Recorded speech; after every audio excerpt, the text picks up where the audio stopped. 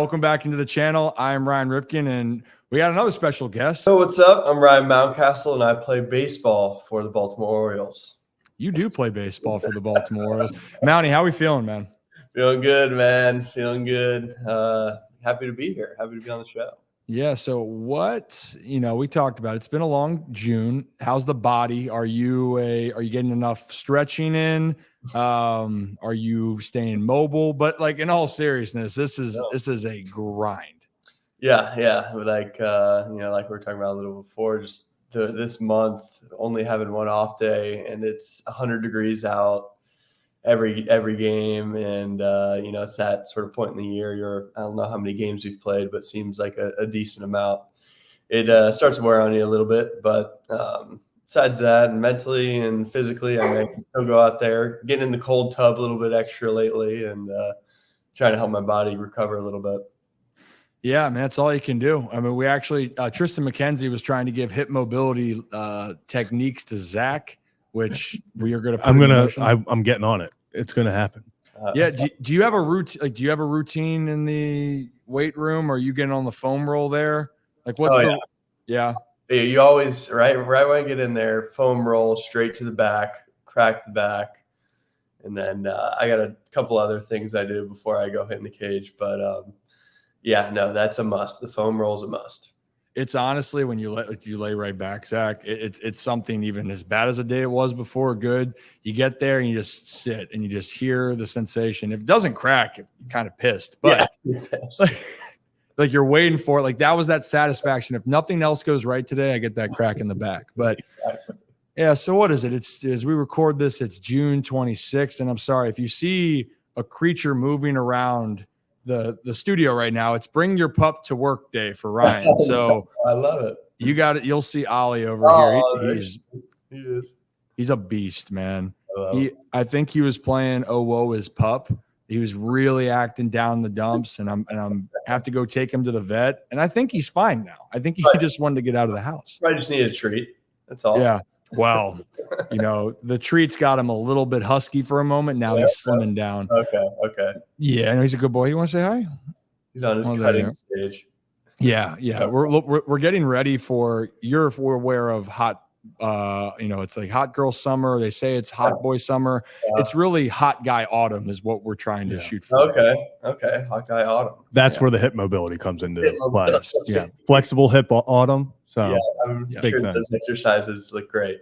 They do. You know what? We can all do this together, Ryan. We can work on it collectively. But I honestly, it's kind of segueing. Didn't mean it to be this way, but with the Orioles, I try to remind people, you want to be hot and feeling good in October, and we're not even to that midway point of the season. Yeah. And you guys are in a great position. Now, I know what you're going to say. Season's over right now after five straight losses, which I guess, right? You guys haven't lost 5 in a row in 2 years. Is that correct? Yeah. I mean, when I first got up, that was sort of, normal occurrence, but nobody was really saying much about it. But yeah, now it seems, it means a little bit more, but yeah, we're fine. No, and that's the O's are fine. That's actually a mantra I say all the time is the O's are fine. And you look at the context of the league, it's good teams. By the way, I mean, I think Houston's underperformed, but it's not like they don't have good arms in their pen or they don't have a good lineup. It's just that they weren't playing well. And then the Guardians, ironically, the Guardians remind me a little bit of you guys last year where there's just this no fear. They'll win in a lot of different ways. Jose Ramirez hits everything. I don't understand that. Well, I do understand that. And then Clase is in your mind, if we're going to take out Felix Bautista, where would you rank Clase on as a closer in the league right now? Right now, I mean, you got Miller with Oakland. Ooh. And you got Clase and I don't know. He's got to be up there, top 3. He's got to be top 3. Easy. Yeah. I mean, over the past 3 or 4 years, he's always out there. I feel like hasn't really gotten hurt. Like he's good, man. Yeah, I mean, he only throws like 102 mile an hour cutters. It's like what are we doing? What are we doing? That I was looking at that, and actually when people will ask me like, "Oh, we got to find a way to get to him." I mean, that's how everyone feels when they're like, "Hey, Felix is going to throw you 2 pitches. It's going to be a heater right down the middle, or he's going to throw a splitter that you're going to miss. Either way, you're going to feel terrible about yourself." So, but overall, I think that it's a good context. I think Zach, you brought up that right now is this kind of feel like the dog days in baseball. I know people look at August. But would you classify that right now as just kind of going through it? And quite frankly, this is where I think at the baseball season, even the audience, typically people are, waiting for that playoff push. But right now it's your guys' job and responsibility. You're just trying to stay in it. But now you're hitting that first hurdle, so to speak. Yeah. I think throughout the whole year, you're going to face adversity at some point. And for us, I guess it's a little bit right now.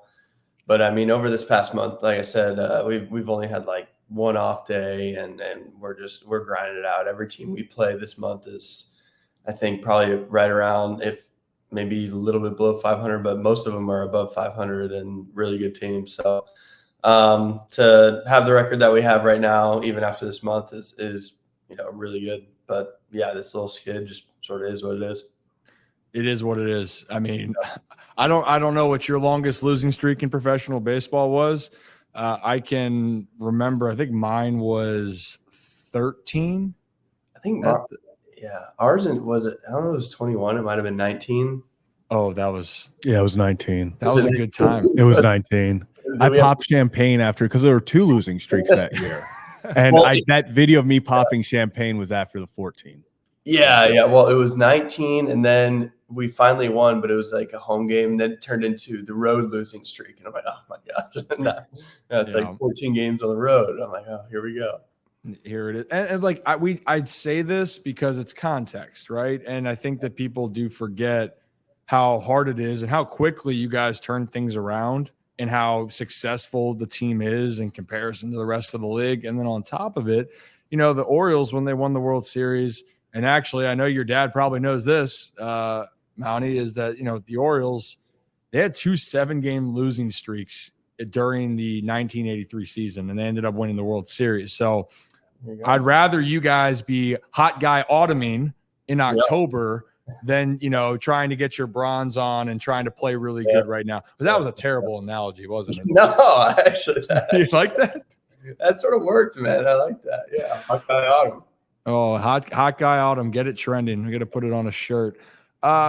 So, moving into kind of I'm curious about for you, for the ups and downs. And I've talked to Seti about this a lot personally, but for you last year, you had your own adversity going through situations, obviously the vertigo. And I think as soon as something doesn't go right and people don't know what happens, they're quick to say, is this X player a problem? Right.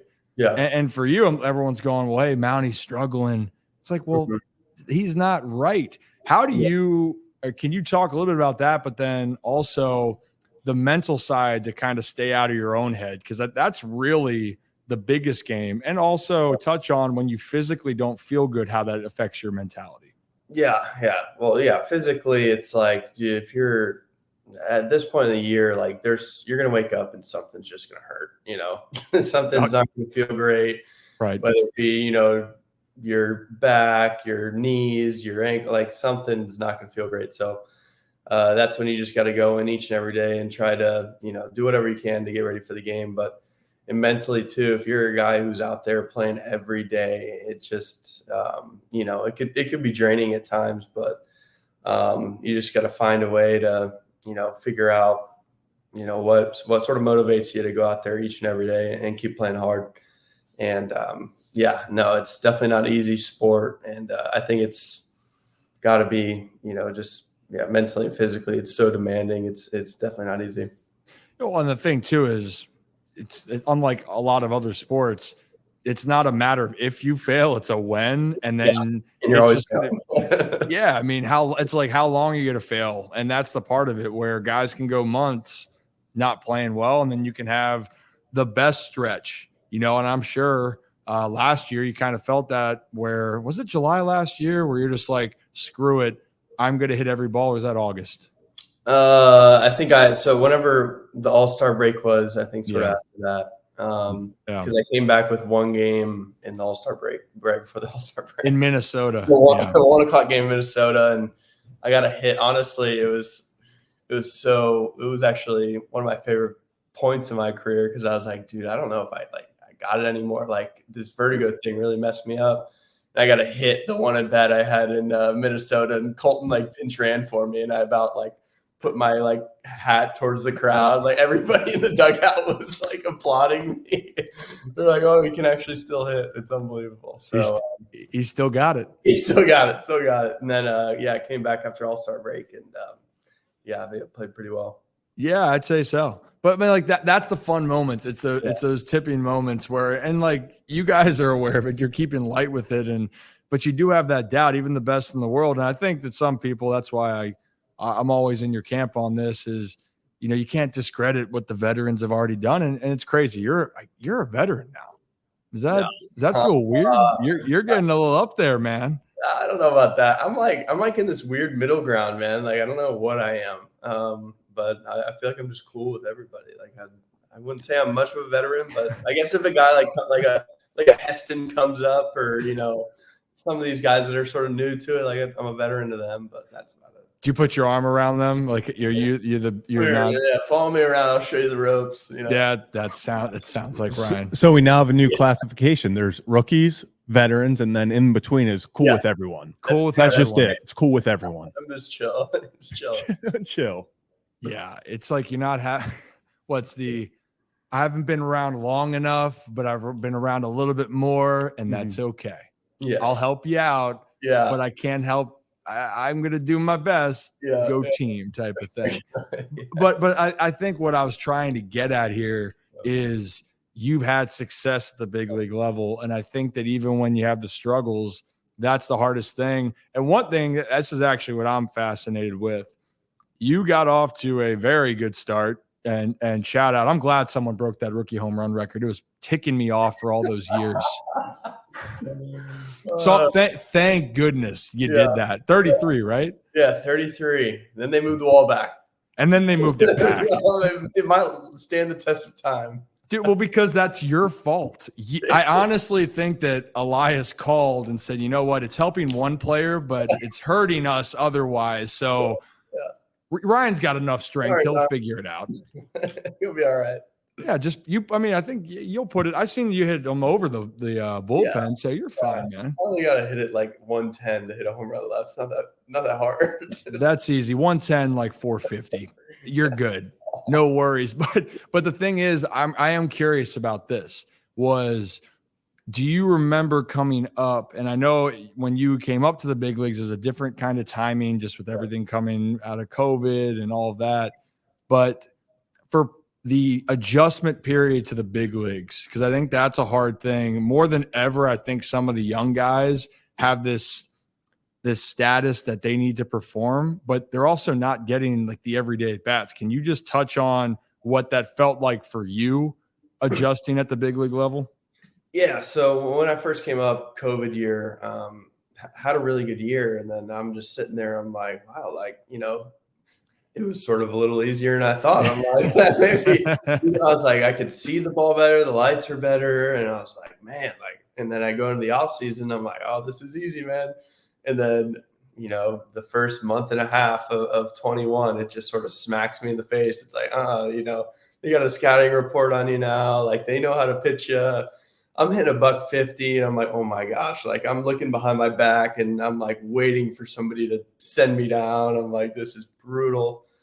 And then, finally you eventually figure it out, and, just sort of find who you are as a player, and get you a good routine. And because in the minor leagues, I would hit in the cage and stuff, but not much of a routine. And now, seems like all these guys that come up, though, these minor league guys all have good routines now, and are more ready than as in the past. But coming up is always easy. Everybody struggles, and it's just a part of the game. And once you figure it out, you'll be all right.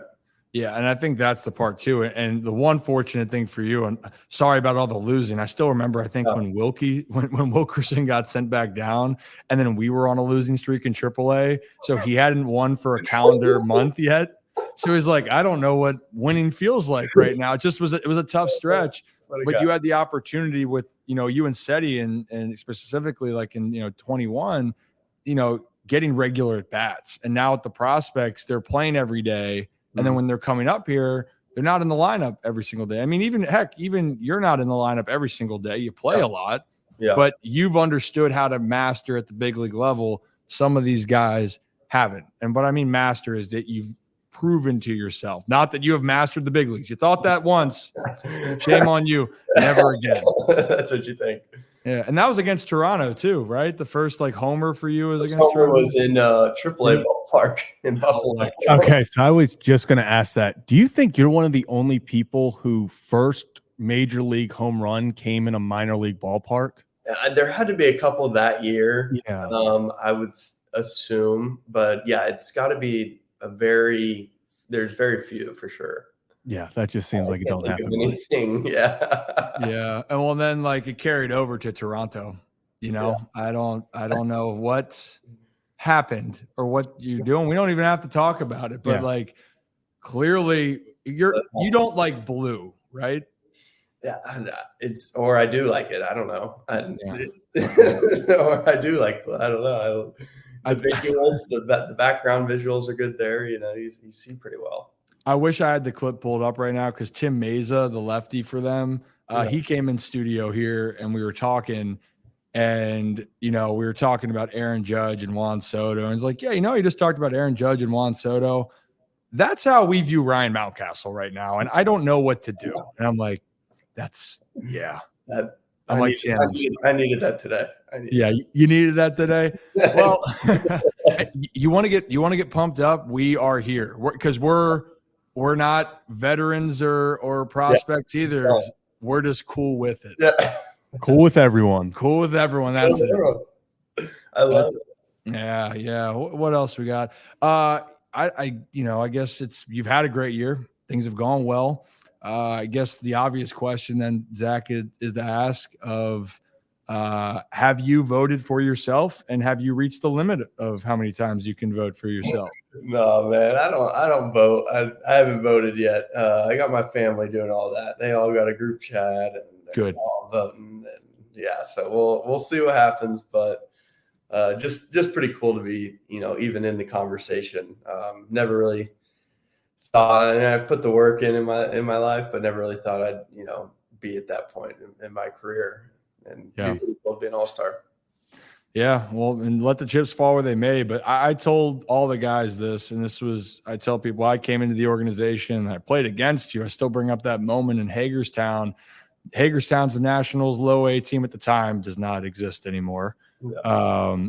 Municipal Stadium too. What a historic ballpark and very memorable locker room. Oh my God! I still to this day is the worst locker room I've ever been in. That's do you want me to tell you actually what happened the first day I was there in 16? Yeah, let me know. Let's talk about it. So we just practiced, came back in. My locker is right next to the shower. And also the bathroom, the plumbing has a connection with the showers. Yeah. So there was a plumbing issue. And then while guys were taking showers on our first day of practice, shit was coming through the shower. You can't believe that, can you, Zach? I don't have words. What? This place was unbelievable. I think we had a plumbing issue when we were there one time too, and it smelled so bad in the clubhouse. I thought it was, somebody had, let one loose. I didn't know what happened. But it's a very condensed space on both sides. And also, Zach, like you see our studio, I don't know how big this studio space we're going to categorize this. Significantly smaller. I don't even know what to say.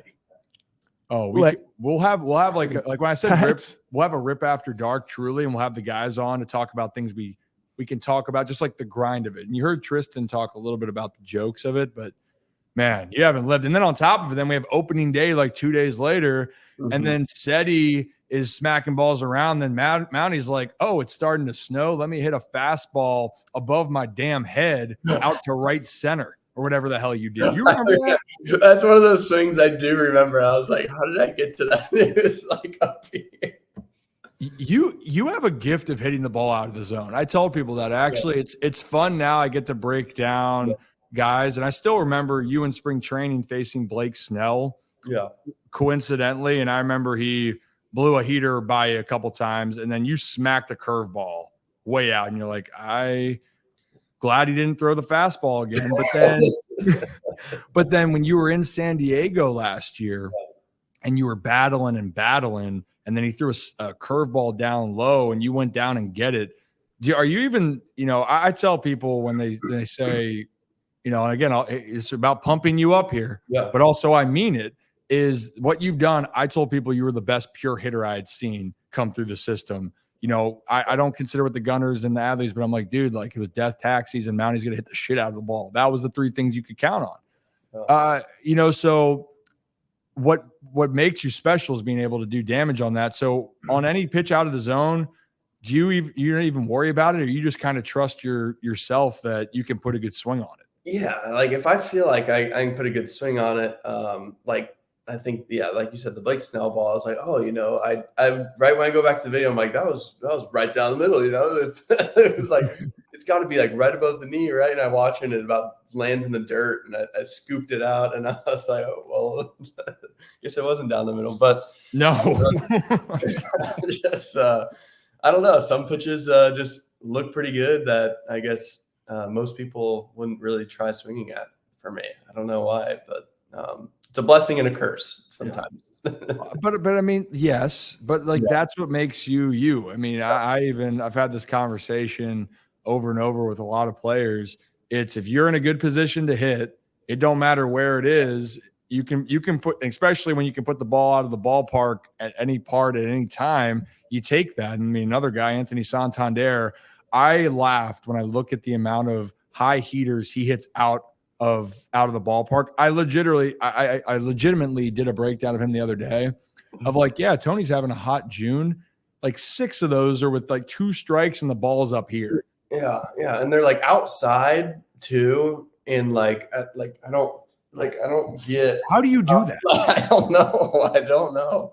Like I was like trying to do it in the cage. Like it makes no sense to me how you can hit a ball over the fence, I don't know. Consistently. And it's safe to say whatever he's doing, keep doing it. He's been a stable force for you. Another vet. Is he a veteran? I guess. Yeah. I mean, he's like a little bit. I would say it's like McCann and Kimbrel. Yeah. And I guess, like Burns and Tony are like sort of, those veteran presences too. I mean, arguably like age-wise, because how old are you now? 27. 27. Hey, you're still kind of a youngin', because like Seti and I are closer to age. So like Seti's now kind of like the vet, just kind of age. It's kind of nuts. We're getting old, but not that old. Not that old. Let's calm down. Zach's 24 and he's complaining over here about his meniscus. Yeah. Okay. Well, we don't know. Slow pitch softball, Ryan, got out of hand. We are not sure the meniscus is okay. Yeah. That's all I'm really Was it a slide, or are we just trying to leg out a double? No, pimping a single. Oh, pimping a single. Yeah. Yeah. The usual stuff. At 24, that's. Yeah, well, it was like pimp the single or attempt to go to second, and running at 9 a.m. on a Sunday just does not really feel the best. So I did the Tatis one-eyed celly to the bench and then went on my way. Dude, after hitting a blooper over the second baseman in slow pitch. And that's who I've associated myself with now, Mounty, in the media world. What an inspiration. And also, did you mention the part about you really submersing yourself in the community at the hours of 12 to 2? Okay, so we do a post-game show sometimes, and if I am downtown, I do not like missing the post-game still. And let's just say I did a few sprints down the street of Federal Hill on stream to prove that I am fast. And I ran so slow because I was so scared I was going to trip and fall. And so I was just like, I did the photo finish, but It was not my brightest moment. No. Waking up the next day and realizing you ran sprints on live stream in the middle of Federal Hill is just like, could have probably done without that. Were people thinking you were fast, or they just no comments were not saying I was fast. Yeah, bad no. A lot of people, a lot of money changed hands on if we do the hot dog race live. That would be great. People who had money on me took money off me. Yeah, well, it was not good. I mean, I'm not saying I'm fast, and we've already discussed this with Tristan. Okay, okay, what? Did you say something, man? Okay, hey, you'll have those 3 steals that 1 year forever. Yes, damn right. Don't you forget about it. But yes, we're going to try to do a live hot dog eating race, and where we can race. And I said, you guys might get on me, but I still probably beat you in a race. But we'll see what happens. All right, let's we'll move on. We'll get close to wrapping up here. I gotta know, so Tristan McKenzie went on stage with DJ Diesel the other day. Yeah. It was electric. He's saying that's where the Kelly Clarkson. He's saying since you've been gone, low key Kelly's got some bangers. I mean, just timeless hits. We know you obviously have a great singing voice. It's beautiful. Besides singing Dear Maria, do you have like an actual karaoke song that you can go to? Yeah, I got a good amount. Good amount. A good amount. I'd probably say like a Piano Man, Walking in Memphis, I Miss You by Blink-182.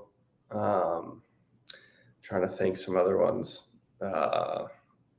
I know a good amount of songs. That's like weird. Like I don't remember what I did yesterday, but for whatever reason, song lyrics really quickly. Yeah, they just like lock into my brain. I don't know what happens. It's true with songs. It's literally you can be anywhere. Yeah. You hear the song and you're back into a different world. Yep. Those are some classics. Those are some classics. You're an established stylistic guy. Lips of an Angel, that's a good one. Oh, that's a fantastic. Wow. That was actually that was my go-to in college. Yeah. Me and my roommate, that was our go-to. Really? Mm-hmm. That's not what I had envisioned for you. Well, they usually didn't let me sing Dreams and Nightmares, so Lips of an Angel was number 2. I'm just imagining like, hold up, wait a minute. And like you just really turning it on here. Yeah. A few times they hit me with we don't have that. And I was like, I know you have it, but I understand why you're not letting me sing it. Like, it's fair enough. You're a good kid. All right. A couple things get you out. Let's think. We already did a minor league story. Do you have any other ones that you wanted to share with the class? Oh, I'm trying to think. Minor league stories, man. At Hagerstown, we were talking about it. I remember one of our pitchers gave up like a walk-off pass ball or something. And they were, gracious enough to leave us some like ham sandwiches for us after the game in the middle of like this, little clubhouse. And he flipped over the entire spread, and a piece of ham like, slapped me in the face. But that was it. What a memory. Yeah. No, I feel like there's more, but I mean, we'll save it for. I can't remember what I did yesterday, but give me some songs. That's exactly. We know the way to snap your mind back into it is the songs. We'll have to have like a little Rip After Dark where we can really brainstorm some good minor league stories. Yeah. What right now, I guess, is your go-to song? Ooh, that's tough. I've been listening to a lot of like Zach Bryan. Ooh. That gets me in my feels too. Mm-hmm. Yeah, I know. It's just like that chill vibe, Yeah. So just trying to, sometimes baseball's a little chaotic and can be very stressful at times, but you don't say something like that. You're just vibing out. You're sort of in the moment. So yeah, Zach Bryan. So you are trying to relax, but you can't. This team it's a crisis right now. Yeah. Come on, season Ryan. is over, Ryan. Come on, Ryan. My bad. Metallica.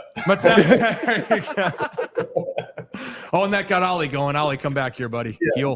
He'll. I know Ollie heard Metallica. Ollie, you're gonna knock over the laptop. Okay, he's gone. Disturbed, down with the sickness. Let the bodies hit the floor. and we're rocking.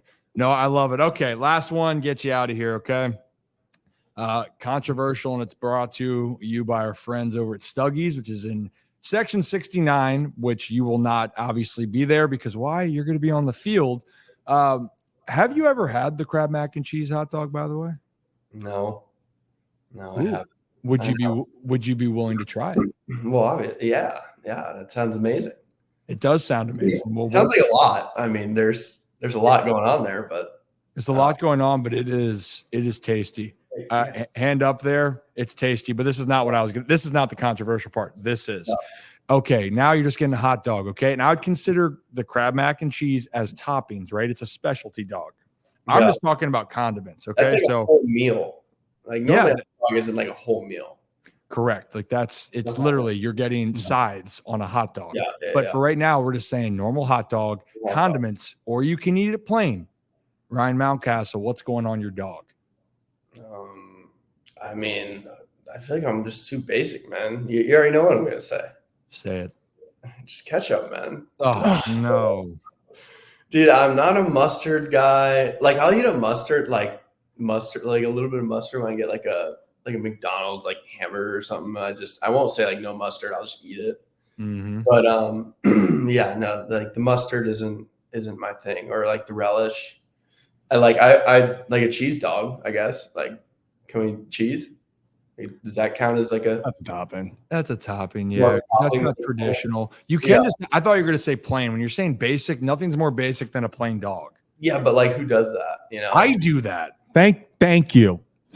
This is the look on his face says it all. Like I'd like choke. I don't know. It would be like, you have to tell the story now. Why do I have to tell every single person that comes on here? You have to say it now. Something on he just brought up the perfect segue for it. Okay, so Spark Notes. When I was younger, I was a little bit more picky on the foods that I ate. And so one of the foods that I did eat was hot dogs. But when I was young, I had an experience where the texture of the hot dog, I mean the skin, I choked on the hot dog as a kid and therefore had problems with the skin of the hot dog. So then Kelly, love her, love you, Mom.